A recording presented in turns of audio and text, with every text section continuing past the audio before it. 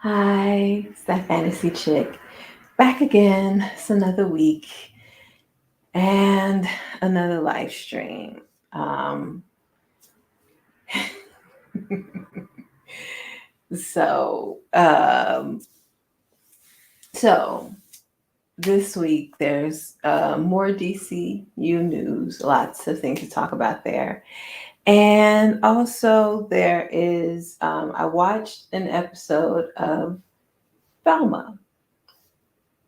So, I I watched it. I checked it out. Like I said, it. I said I was going to check it out to see whether I liked it.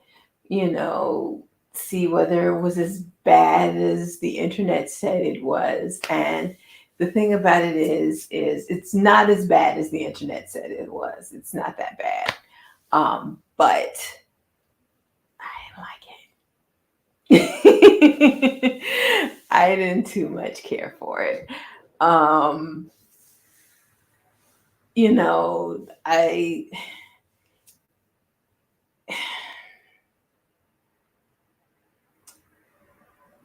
the mystery elements were cool. It was different from your normal Scooby Doo, which of course it was going to be. But I guess it immediately sort of threw me off with the, the tone of the show sort of threw me off immediately. Like the whole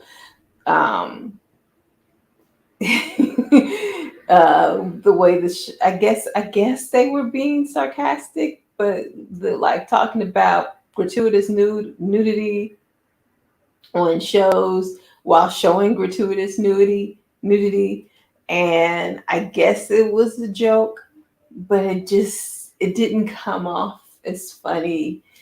It came off. It wasn't it wasn't as funny as they thought it was. It was supposed to be smart humor, but it just was like it missed the mark for me. And I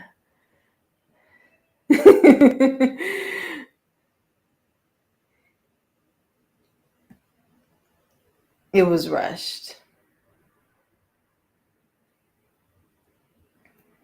A season worth of reveals in one episode. Yes, there was a lot of reveals in one episode, especially when the mystery apparently is going to carry over into other episodes. Um, so they didn't have to have so many reveals. Um, but I can see why the internet was so upset, because one thing I had no idea about was Velma was brown. And we all know how the internet feels when you take your classic characters and give them color. They don't like that too much. So that's where all the vitriol was coming from. It wasn't the show, it was her skin. And I'm guessing Norval is supposed to be Shaggy. So probably really didn't like that either. Um, so the show was bad, but it wasn't like, oh my God, this is the worst thing since, it wasn't as bad as people were making it out to be. I didn't like it. I didn't think it was as bad as people made it out to be. I personally think it was really a color thing. That's why they hate it so much. So much.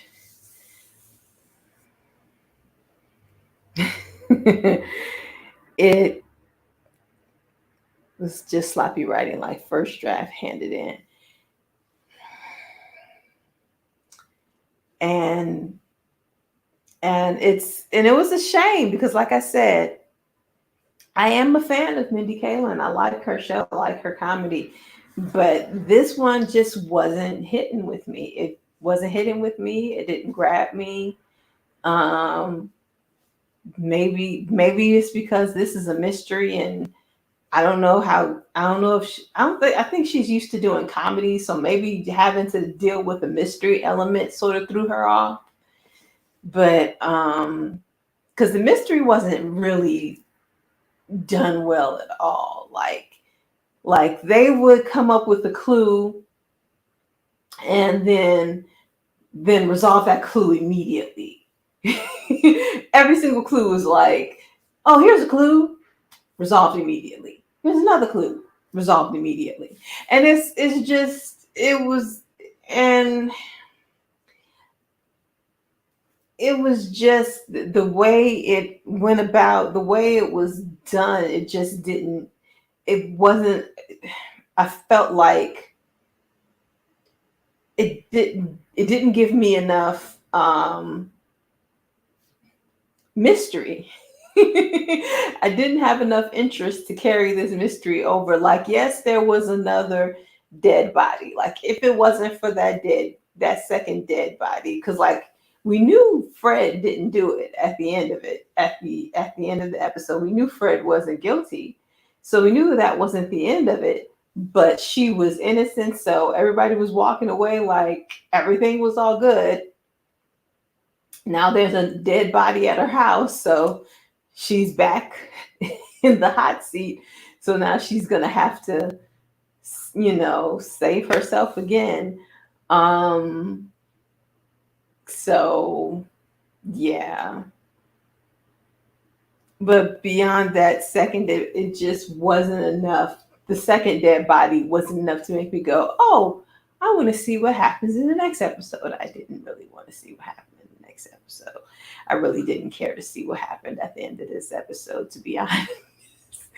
I could have stopped this in the middle. I could have stopped this in the middle. Um,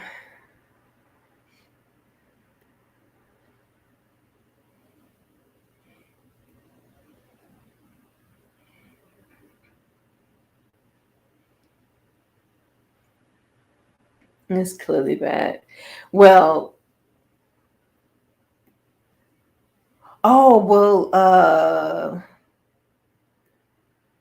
Velma isn't black, she's brown, she's Indian. Because it's Mindy Kaling. Mindy Kaling's Indian. So that's where that is. That was so stupid. Her singing. First of all, it was funny, but at the same time, I was thinking, what teenager today knows that song? Who knows that song? Unless you went to strip clubs. Why are these teenagers in strip clubs?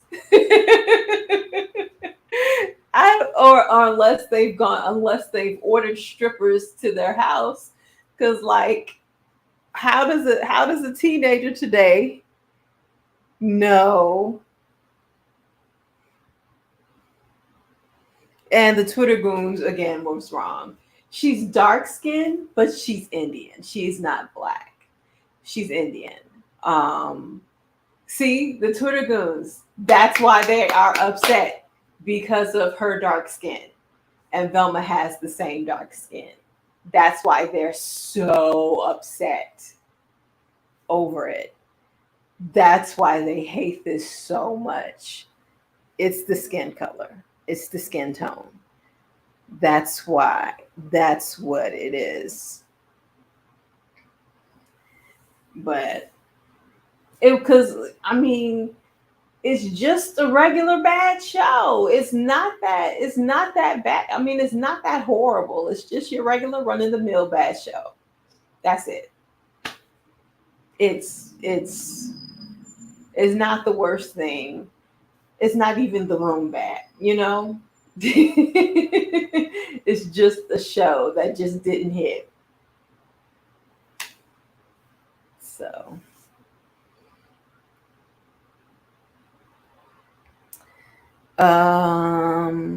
what do I rate it? 1 through 10 before I move on. I rate it as a 4. I rate it as a 4.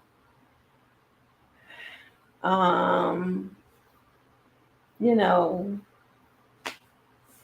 there were some okay parts, but it wasn't like, oh my gosh, you know, I need to. It wasn't worth the vitriol it received. It wasn't that bad.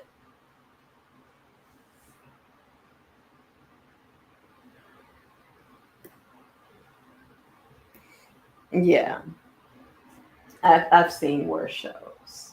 I've seen worse shows. Um, so, but but the thing about it is, I can see why some people would like it. Like some people would like the mystery element, so some people want to stick around and see who done it. To each their own. So, and it's also the first episode, so it could have improved. It could have improved and gotten a little better after that first episode.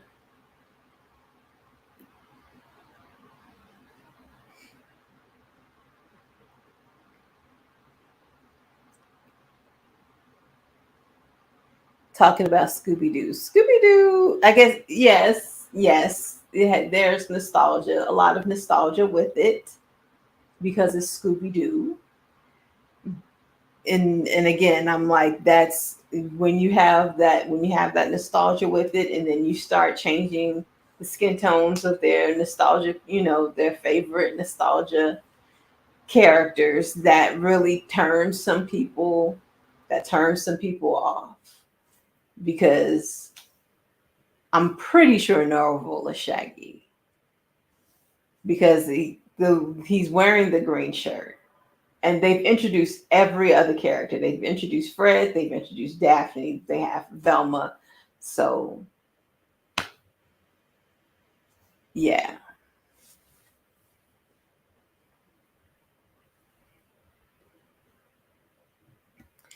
I can't. I can't.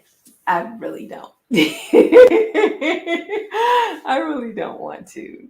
Um, I don't. I hope that they improve, because I mean, it's Mindy Kaling. I like her. I'm a fan of hers. I'm hoping that they improve, but I can't sit through another episode. I just can't, hoping that it's going to be better. I got other things to do. I just can't. I just can't do it. I can't do it. So, um, okay. So enough of Velma. So apparently, with James Gunn, and when he made his announcement, he increased DC comic book sales. So some people are hating on his plans, and I've seen a lot of people hate on his plans so far, but some people have gone out to buy the comic books that these plans are based off of. So a lot of people are excited about it.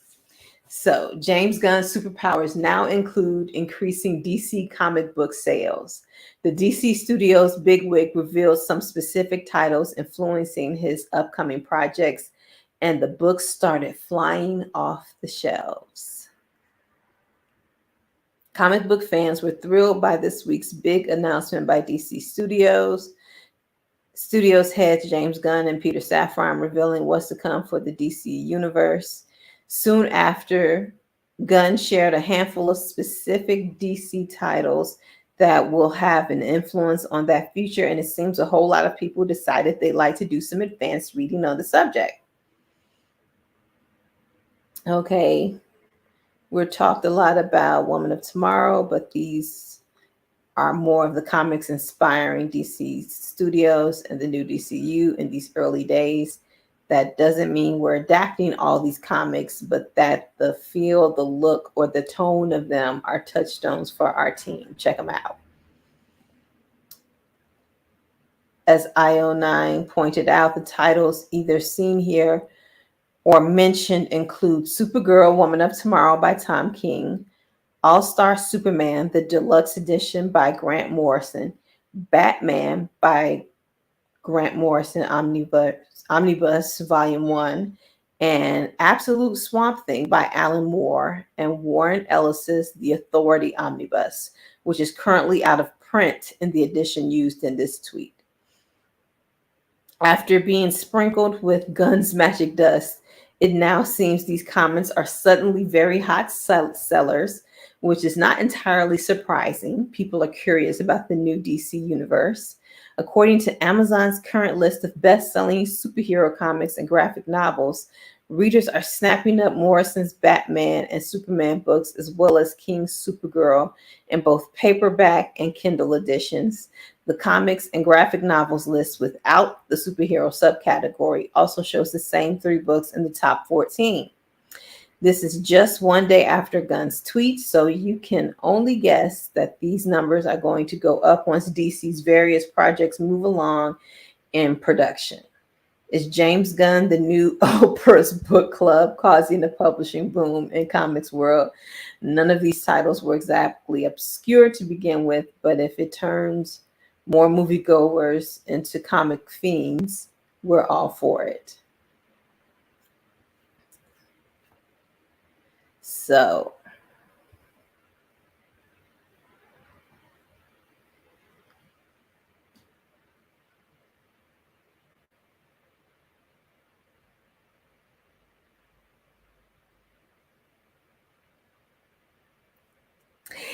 it is a crazy time to be alive. To be a DC fan, it's a crazy time to be alive. I'm excited.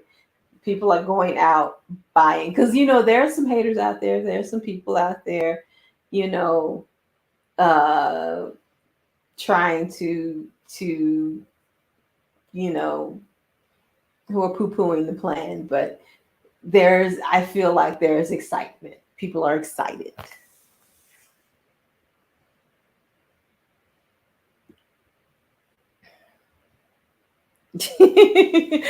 I don't think so. I think here's why I have faith in Gunn, because he is not an executive, he's a writer director. So he has proven himself with the Guardians of the Galaxy and with the Suicide Squad, and I guess with Peacemaker as well. I haven't watched Peacemaker yet, but now because Waller is supposed to be a spinoff of Peacemaker, now I have to go and watch Peacemaker. But so I found this on Reddit. It's somebody has gone. Which screen is this? Nope. Here we go. Yeah.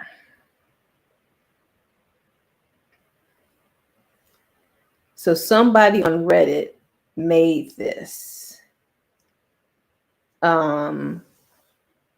So it's basically like you usually see these things when it's usually a Marvel phases, but now it's for DC. So they've laid out all of the upcoming movies for DC coming out.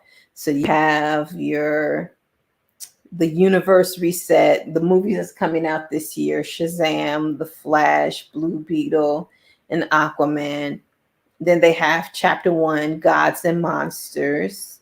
And then they have DC Elseworlds, the Joker, the Batman, the other Joker, the Batman Part 2, Teen Titans Go, and Superman and Lois.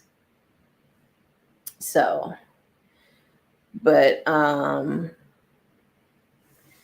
So it's really cool just seeing all the things that are popping up around this this announcement.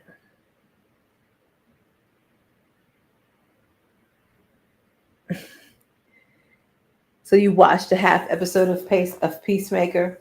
Well, part of the reason why I didn't watch it is because it was surrounding the that one character, the one character who I liked the least in the Suicide Squad. It was his show. So I mean, the Peacemaker. So I was like, okay, if he's going to carry a whole show, I don't. It's gonna take me a minute to get myself in a headspace to watch this. I've always planned on watching it. I just didn't hurry up and do it. Um, but now we have Waller. See, we have Waller here, and that's part of the Peacemaker. So yeah, I'm not a fan of John Cena's acting either. I was like, of all the people they could have spun off of this series, of the character who I wish they could have saved instead of him was the guy from the first movie who I did not care about, who ended up dying. Why can't I remember his name? But then this movie, this Suicide Squad, totally redeemed him, and I started caring about him, and then they killed him. I'm like, how can you do that to me? How can you make me like this dude and then kill him? It was so, oh, it broke my heart. It broke my heart. But so do do do do do do. Yeah, so I'm thinking, I don't know if this goes into what I have goes into a more detailed um I think I like there's this article of course on the Hollywood Reporter, and they go into the plan. It may be a more detailed explanation than what Gunn said in his announcement. So yeah, I think so.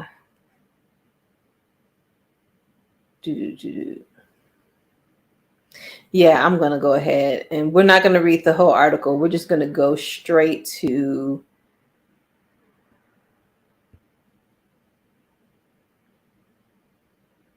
the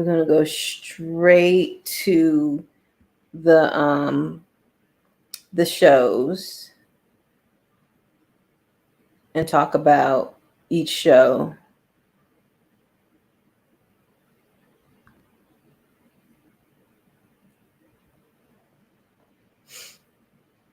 So as you can see, that's the Creature Commandos.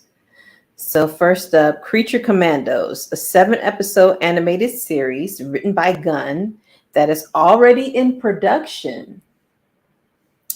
Originally a team of classic monsters assembled to fight Nazis, this is a modern take on the concept. The voice actors have yet to be cast, but the executives are looking to find people who can voice the animated characters and also portray the live action versions when the anti-heroes show up in movies and series.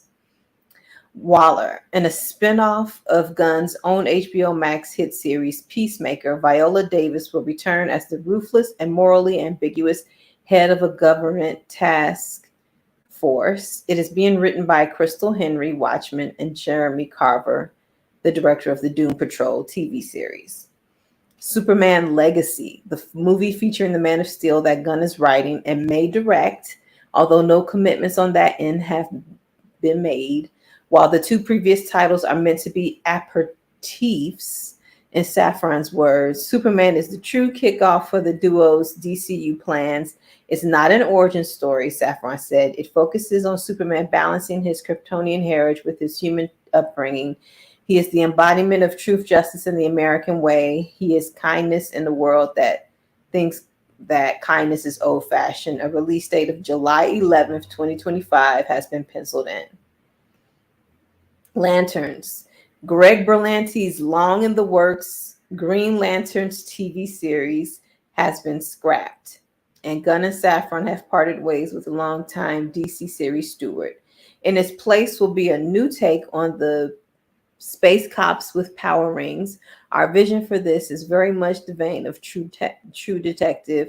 It's terrestrial based. It will feature prominent Lantern heroes Hal Jordan and Jon Stewart, and it is one of the most important shows they have in development. This plays a really big role in leading into the main story we are telling across film and TV. The Authority, a movie based on a team of superheroes with rather extreme methods of protecting the planet that first originated in the late 1990s under an influential imprint known as Wildstorm, run by artist and now head of DC Publishing Jim Lee. One of the things of the DCU is that it's not just a story of heroes and villains. Not every film and TV show is going to be about good guy versus bad guy, giant things from the sky come and good guy wins. There are white hats, black hats, and gray hats. They are kind of like Jack Nicholson and A Few Good Men. They know that you want them on the wall, or at least they believe that. Paradise Lost. The duo described this HBO Max series as a Game of Thrones style drama set on the all-female island that is Wonder Woman's birthplace, the Mascara, filled with political intrigue and scheming between power players. It takes place before the events of the Wonder Woman's films. So is there going to be a new Wonder Woman? Is Diana going to be in this? It takes place before the events of the Wonder Woman's films. Or is it going to be so much before the events that Diana doesn't exist yet? The Brave and the Bold.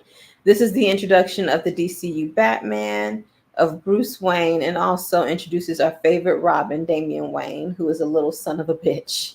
The movie will take inspiration from the now classic Batman run, written by Grant Morrison, that introduced Batman to a son he never knew existed, a murderous tween raised by assassins. It's a very strange father and son story.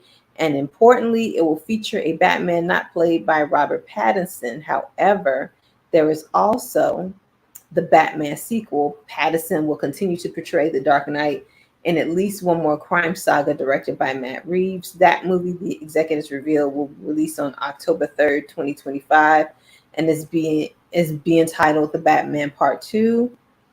2025 is going to be a very big year for DC. Superman and Batman within the same year. Booster Gold, an HBO Max series based on a unique, lesser-known hero created in 1986. It's about a loser from the future who uses basic future technology to come back to today and pretend to be a superhero. Gunn described it as imposter syndrome as a superhero.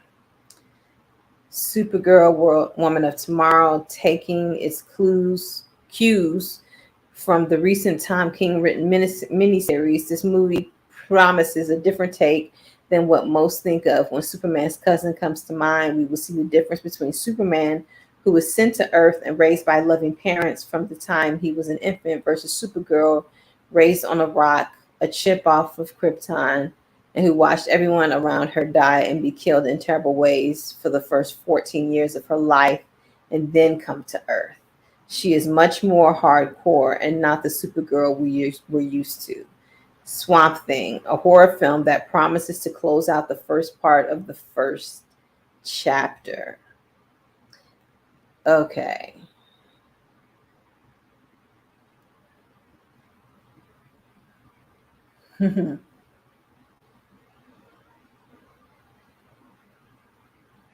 Literally, never heard of Creature Commandos, but sometimes those be the best shows. Cause no expectation. Right. Like I had never heard of Iron Man before Iron Man came out. And I loved it. I hadn't heard of I hadn't heard of Guardians of the Galaxy either. So there was a lot a lot in the Marvel universe that I hadn't heard of, and it turned out well. So the thing with Waller, are we doing her life story type thing, or just her doing her job only from her point of view type thing? Her life story. I don't see them doing Amanda Waller's life story because I have never in any iteration, film, TV, or animation, seen Amanda Waller's life story. It has always been about the job for Amanda Waller. It's always been about the job. She has always had an agenda, and she did not care who she worked with. She worked with Lex Luthor, one of the most evil men on this planet, but he went along with her agenda, so she worked with him. She don't care who she works with as long as they go along with her agenda. So I think it's going to be just about the job for Amanda Waller.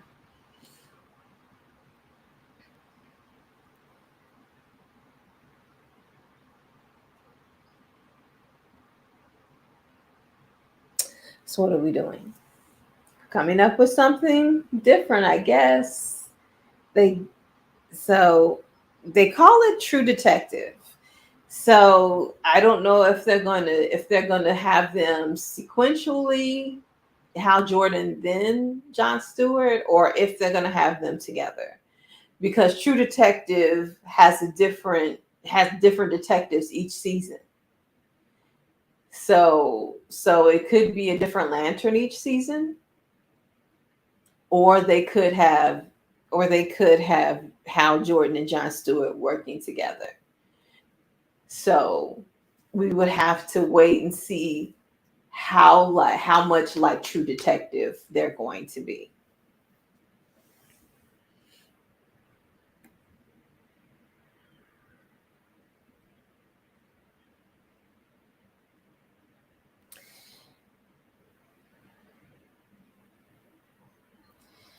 So yeah, I read up on the new Wonder Woman. It sounds 10 times more lit than the previous.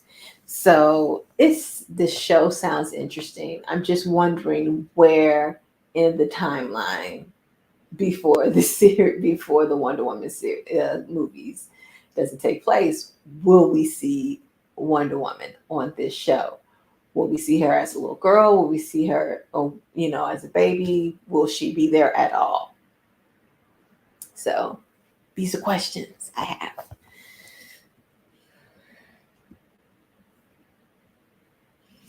A different lantern each season is an option because when I think of True Detective, I think of each season followed a different detective or different. You had the first season, of course, was Matthew McConaughey and Woody Harrelson, but then like every season was a new detective. Um, I sort of I gotta go back because I watched the whole first season of the first, and I stopped watching. I can't remember when in the second season. So I have to go back and start back up watching the second season because I heard it sort of fell off in the second season, but the third season is real good. So I have to go back and continue watching the True Detective. True Detective.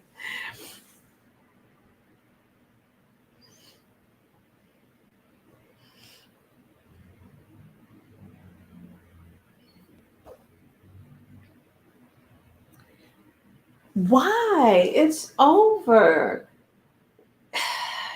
Goodness. Some people they just want to be mean for no reason. Some of her Wonder Woman casting choices, I don't get it. For movies that came out years ago, okay, where are we? First movie that came out 6 years ago, second movie came out 3 years ago. Like, why are we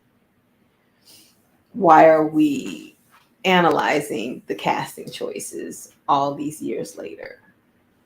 people, come on. So yeah, but yeah, so excited. I think when I look back at what is coming up, the thing that has me most excited are the Green Lanterns. The Green Lanterns and the Paradise Lost. Paradise Lost and Green Lanterns have me the most excited. That's that, like, they're excited for Superman and Batman, but I've seen that 50 zillion times. I don't care. I really don't care about another Superman and Batman. I want to see Green Lanterns and this whatever they got going on Themyscira. That's what I'm excited about the most. So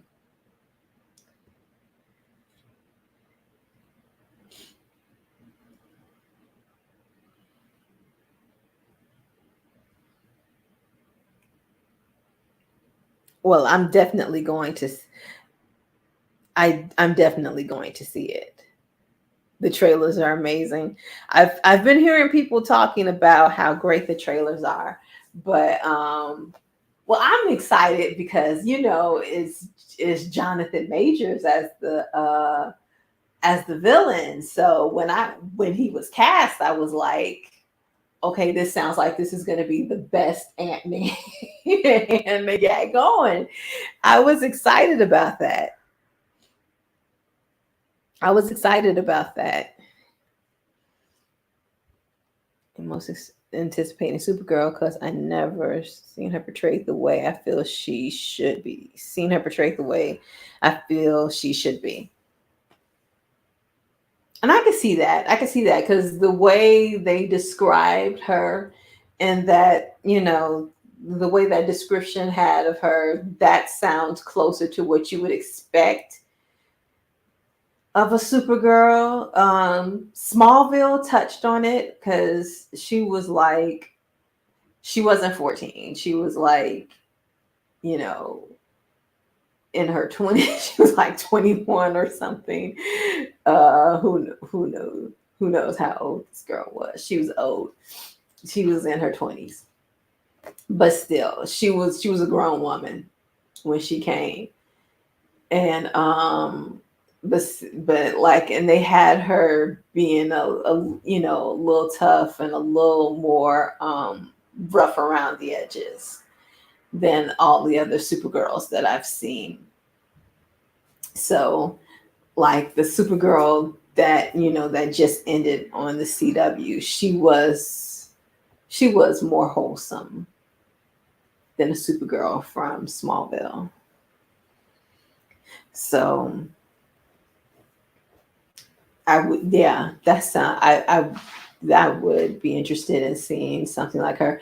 Just I just don't want the thing with the Smallville Supergirl is she just came off as bratty. I didn't like her. So you gotta walk the line of having her be harsh, but not so harsh that she's unlikable, So it's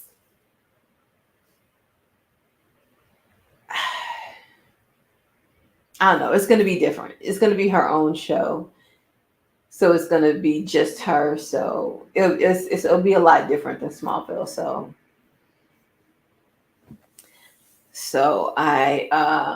so just, I'm going to, again, like I said, wait and see who they cast.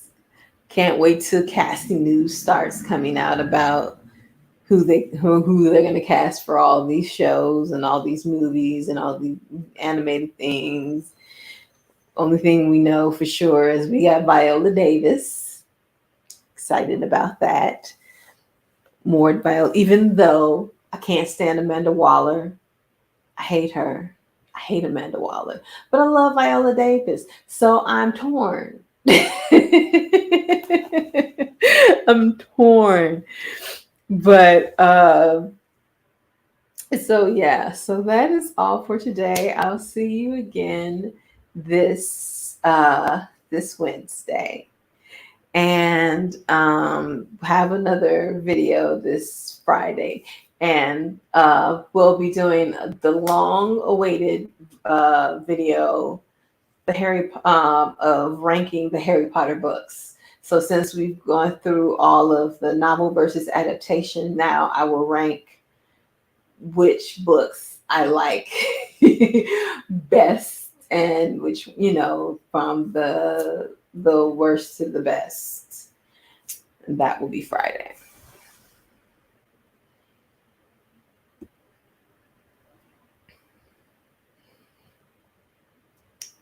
AMC theaters, what? Oh my goodness. I get they trying to survive, but they are not going to survive that way. People are staying home. That's a way to guarantee people to stay home. Oh, I hope I hope, well, they're not going to do that in the theater by me, so I'm not worried. I really hope they're not doing that, because AMC has a monopoly on theaters. They really shouldn't do that. But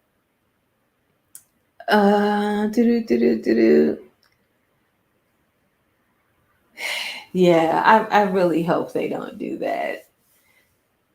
That's the reason why I don't think they're going to do that is because when it comes to ticket sales usually goes back to um the studios. That money goes back to the studios and the producers and things like that. Most of that money goes back to them. Movie theaters make most of their money on concessions. That's why concessions are so expensive. So they make the least on ticket sales. So that's why I kind of, I don't know. I don't see why they would do that when it's not going to get them that much more money. Because anything they go up in price, studios is going to be like, thank you, and swipe that up. But okay. All right. See you Wednesday at 5. Thanks for watching.